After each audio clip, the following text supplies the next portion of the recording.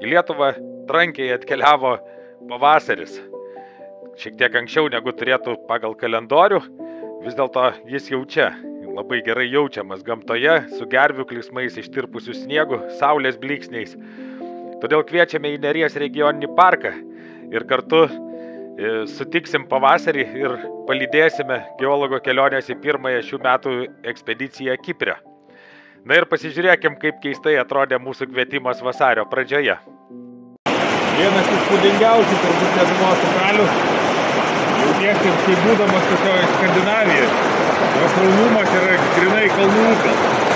O kartu tiek Neries upėje, kuri yra toliau, tiek ir Saidėje yra susiformavusi galingas toks akmenynas, kaip žmonės vadina rėva. Daugelis žmonių įsivaizduoja, kad šitą rėvą tai kažkokiu tai ledynų sunešti akmenys į vieną krūvą. Bet iš tikrųjų tai yra žymiai ilgesnė istorija. Tai reiškia, iš tikrųjų jie atkeliavo su ledynais, tačiau jie buvo pasislėpę giliai po žeme, kol nepradėjo veikti iš pradžių Neris, o paskui gimęs jos vaikas Saidė.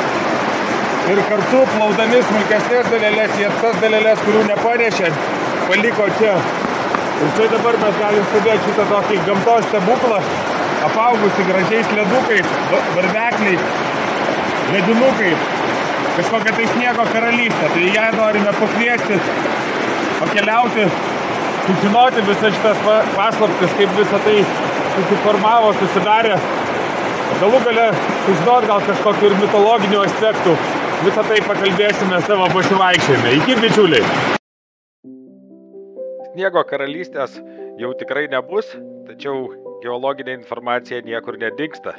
Tuo labiau, kad šitie upeliai jie yra nuostabus visais metų laikais.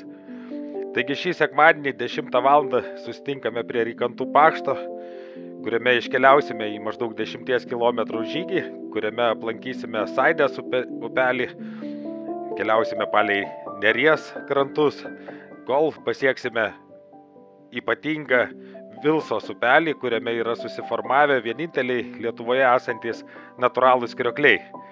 Pamatysime ir plačiausią, ir aukščiausią krioklį, dėl to, kad jie yra tokie vieninteliai. Iki pasimatymo!